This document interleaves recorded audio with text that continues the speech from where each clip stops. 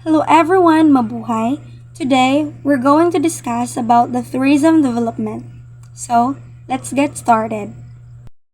The relation between tourism planning and tourism development. Tourism planning process is designed to produce goals, strategies, and objectives for the destination area, while tourism development plan provides overall guidelines for development, outlines broad development concepts, and identifies individual development opportunities worthy of in-depth analysis. Now, as the roles of government and the private sectors in tourism development, the government and the private sectors have important roles in tourism development. The role of the private sectors is more limited and more clear. Its principal roles is to provide tourism facilities and services to the traveling public while maximizing financial returns. The center of involvement on tourism development is the entrepreneurial role. It involves idea generation, development of project implementation, financial risk taking, investment, and the management of operations. So, the private sectors provide specialized technical skills required in the development process. Through tourism consultation, market research findings, architects, engineers, designers, economists, project managers, and builders. They also provide large proportion of the capital funds for investment in tourism projects.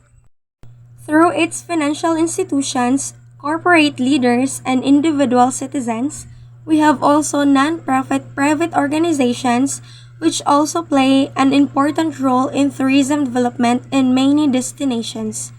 These organizations includes Chamber of Commerce, travel associations, foundations, historical and cultural societies, recreation and sports associations, religious group, and the like. The role played by this group vary, but typically they operate attractions such as historical by or this cultural center, museum, art galleries, recreation, and community halls. Roles of the government sector act as a catalyst and to complement the effects of the private sectors including non-profit organization. The word tourism organizations points out that as a general principle, the government should not do what the private sectors is able and willing to do to complement with the tourism development. Thus, we must always remember that the government sectors should not compete with the private sector. Conflict between the public and the private sectors arise due to the following reason. The private sector is not willing to finance the development of the project because of its limited profit potential.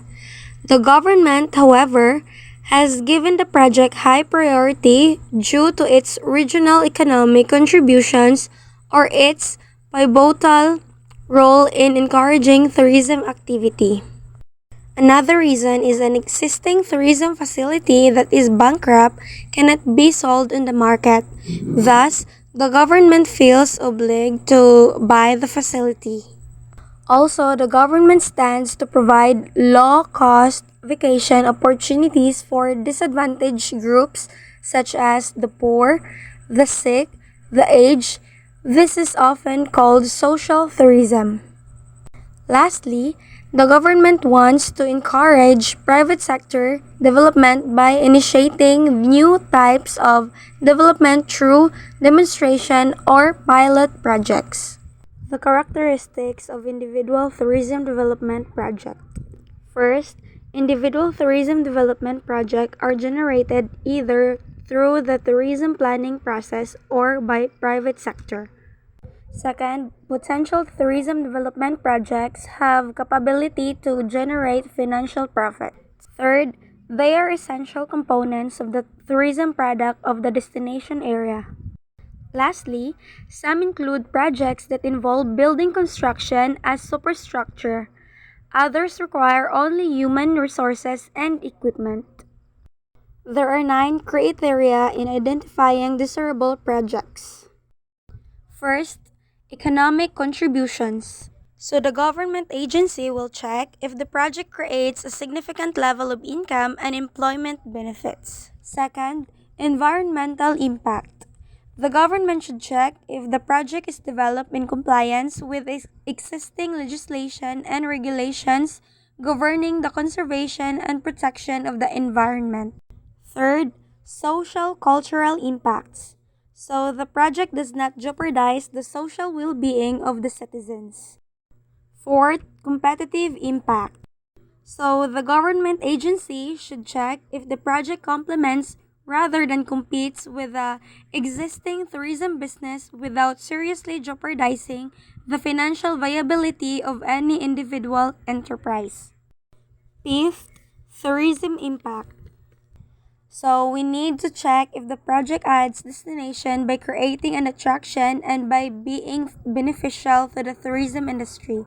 So we need to assess both the positive and negative impacts of the project.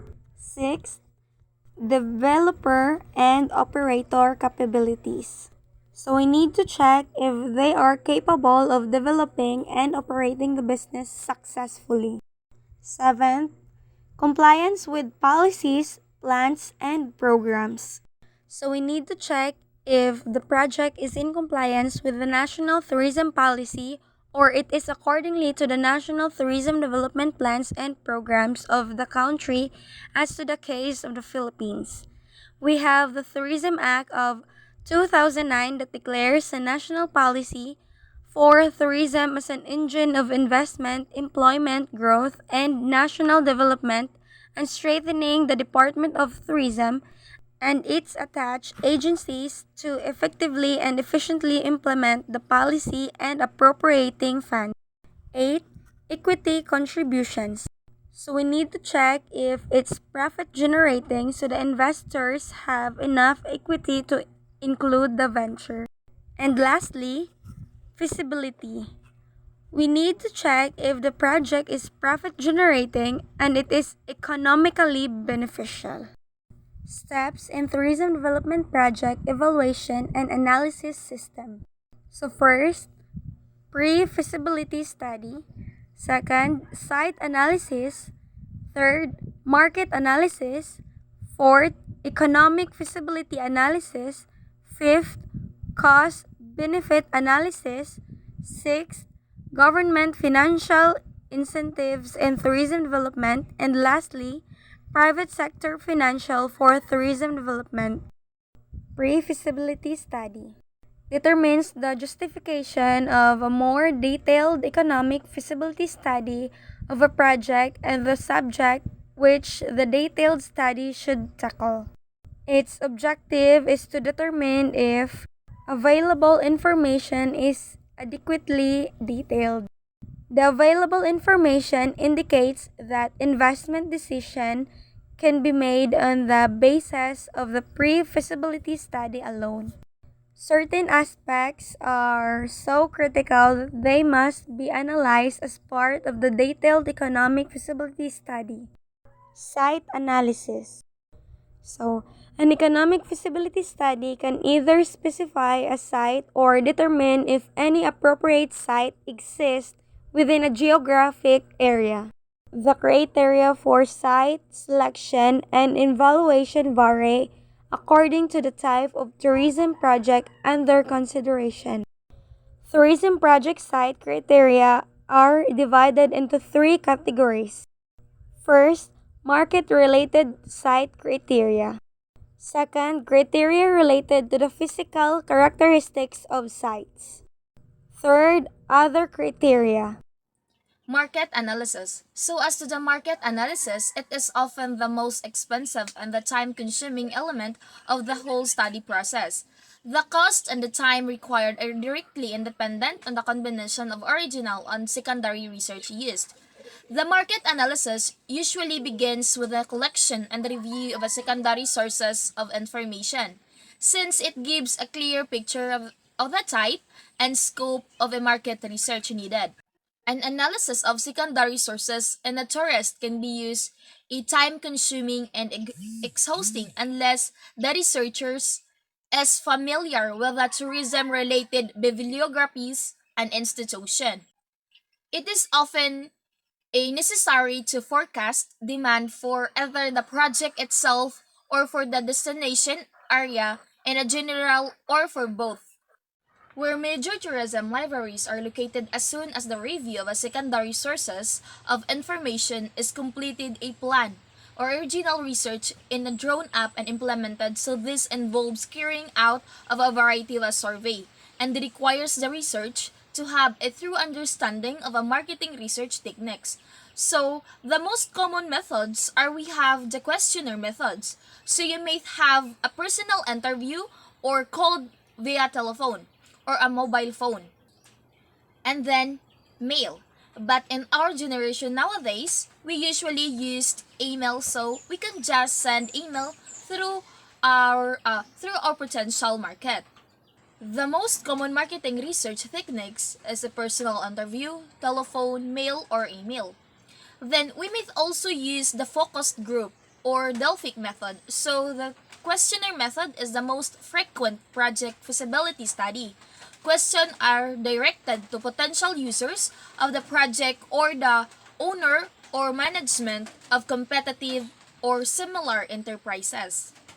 So we have major advantage of the questionnaire method like versatility, speed, and cost. Questionnaire are versatile because they can be used in almost every research problem. This method is usually faster and cheaper than the observational method because the latter involves observing and studying the behavior of people, objects, and occurrences rather than a questioning for the same information. Well, the questionnaire methods has some disadvantage, like respondents may either refuse to be interviewed um, or may refuse to answer specific question. Mail questionnaire surveys are like uh, are like through email, while personal and telephone questionnaire surveys usually have higher response rates. Another disadvantage of this method is that a respondent may be willing to answer the question. So next is you may also use the focus group discussion. So in here, you need to gather all your participants and then you discuss each of the questions that they need to answer. So in here, there are high probability of getting enough data or information, but sometimes are the participants invited to not attend to this kind of data gathering. Focus group or Delphic method, questionnaire method, FGD.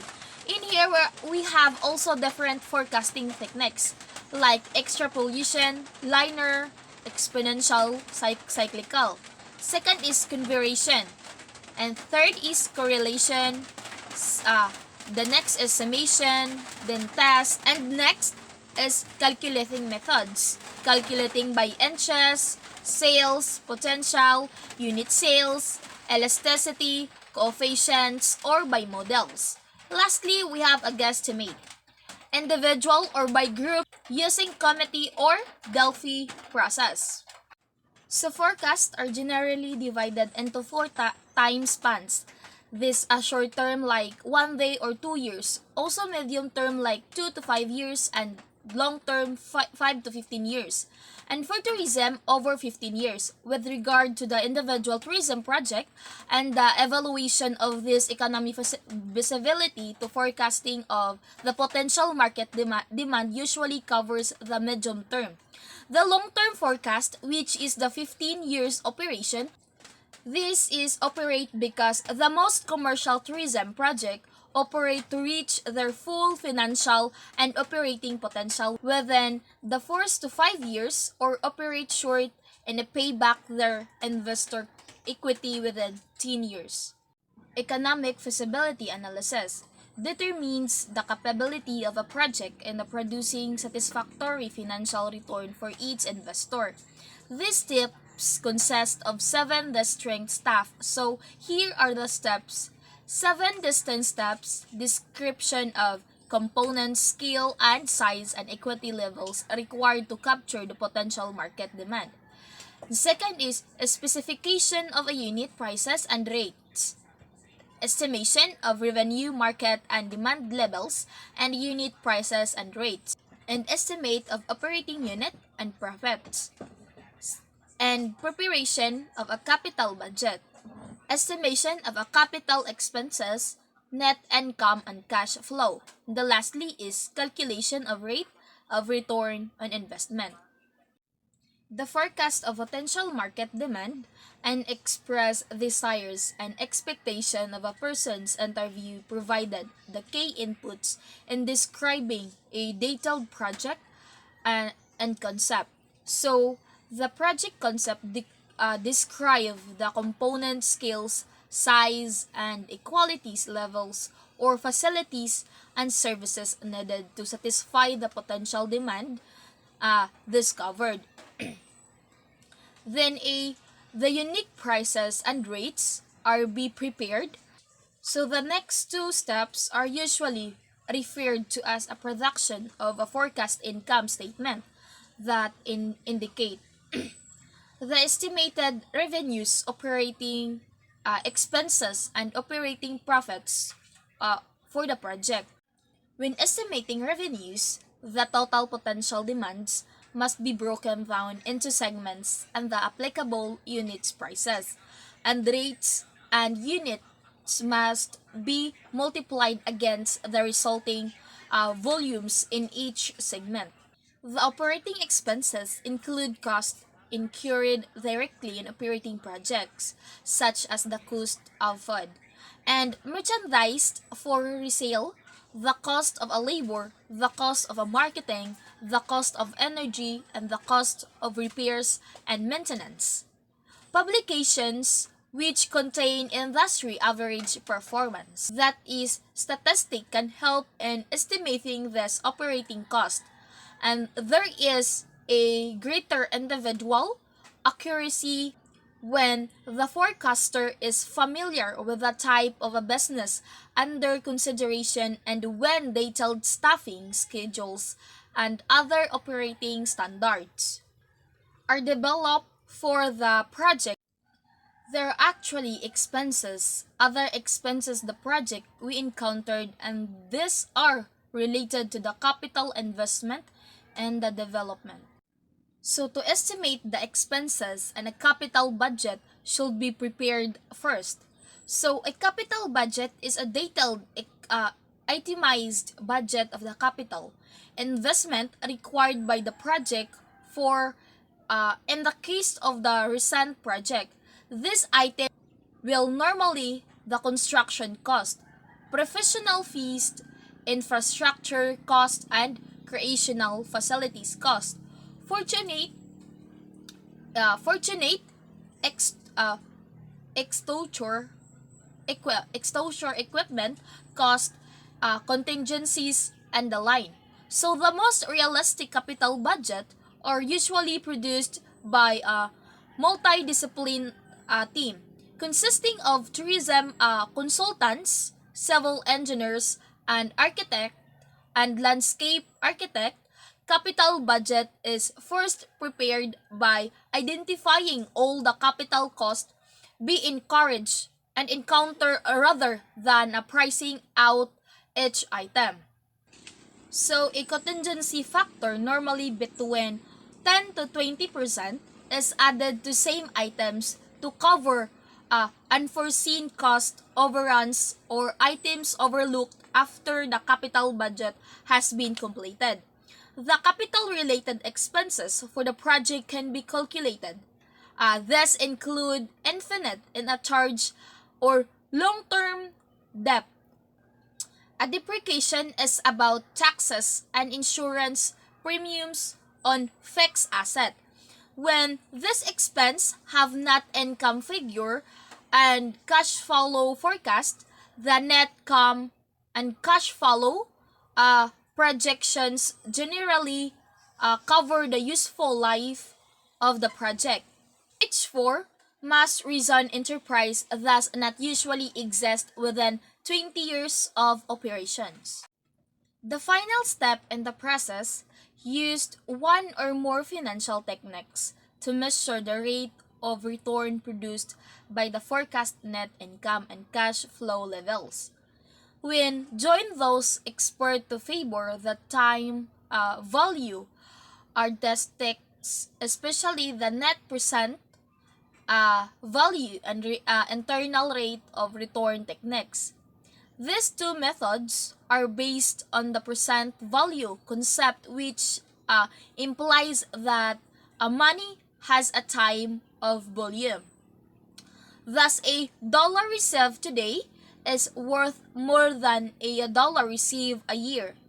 From the day since the dollar received and a profit in earlier years are more valuable than those earned in late years, both the net present value and internal rate of a return techniques use cash flow figures as a basis for their projections and thus count the value of future cash flows at certain assumed rates of a return. So, based on the rates of the return predicted through the use of one or more of these financial analysis techniques and discussions is reached whether the project under consideration is economically feasible. So, if the rate is less than the requirement of investors, the project is considered not feasible and vice versa. Cost benefit analysis. A commercial project found to be economically visible may or may not have to be further analyzed using the cost benefit analysis techniques. Cost benefit analysis are usually carried out by or on behalf of government agencies, help measure and weigh all costs and benefits of alternative projects. In this way, the agencies will be able to determine which project will produce the largest net benefit for their economies and for the society as the whole. However, the size of the return of the capital or a private investor cannot be the only basis of the government support because the government agency has no economic, environmental, and social or cultural responsibilities that have to be considered before giving financial incentives or other support or approval to a project. So, for example, a proposed casino may generate high profits for the investor, but the government agency refused to support the project because it feels that such project will determine the social well-being of its destination area. So the agency has developed some criteria to rank project against each other and support those with the highest rankings. As discussed earlier, in this criteria, let's have a review. Economic contribution, environmental impact, social, cultural impacts, competitive impact, tourism impact, developer and operator capabilities, compliance with the policies, plan, programs, the equity contributions, and the feasibility. So, some of the factors related to the criteria that have been mentioned can be measured quantitatively, others cannot. So, for example, the economic contribution of a project cannot be forecasted numerically, but the social or cultural effects cannot. Thus, a cost-benefit analysis should be the quantifiable and unquantifiable cost and benefits of a tourism project against each other. So, if the result of the cost-benefit analysis are positive, some project developers may apply to government financial incentives. Other may go ahead without government assistance. Weigh the quantifiable and unquantifiable cost and benefits of a tourism project against each other. Role of government financial incentives in tourism development. We have a stimulators and entrepreneurs. financial incentives in tourism development, one of the major problem of tourism project is getting financing needed for their development. Many tourism projects have been proven to be economically feasible but have not been developed because of the lack of the right amount of the type of financing. The number of government agency which provide specific financial incentives of tourism project have increased rapidly in recent years. And these agencies play their dual roles and stimulators and entrepreneurs. So government financial incentives of tourism project are classified into two categories, namely fiscal incentives and direct and indirect incentive. As to fiscal incentives, these are special allowance for income tax and other tax purposes, while the direct and indirect incentives includes several programs aimed at easing the financial requirements of a tourism project, and main object of a most of these incentives programs is to help business carry out tourism development. Projects that may have been abandoned or delayed because of lack of assistance. So here, first fiscal incentives. Tax holiday. The government agency defers the payment of income taxes or other taxes for a predetermined time period. Second is remission of tariffs. The government agency relaxes or removes import duties of goods and services required by the project. And lastly, the tax reduction. The government agency lowers the normal taxes rates that would have been paid by the project. Direct and indirect incentives. Non-refundable grants. It reduces the capital budget of a project. Second is low interest loans. Reduce the amount of interest that the project must pay during its operating life. Interest rebates. The government agency rebates a portions of a project interest cost during its operating life. Forgivable loans. The government agency loans funds the project then forgives all part of this over an agreed time period. Loan guarantees. The government agency guarantees a loan or loans given the project by a private financial institution. Working capital loans. The government agency loans funds to meet the working capital needs of a project. Equity participation. The government agency buys some of the individual shares in the project and therefore becomes an equity investor. Training grants. The government agency provides a non-refundable grant to the project for staff training purposes. Infrastructure assistant. The, gover- the government agency assumes the cost of some or all the infrastructure required for the project. Leasebacks.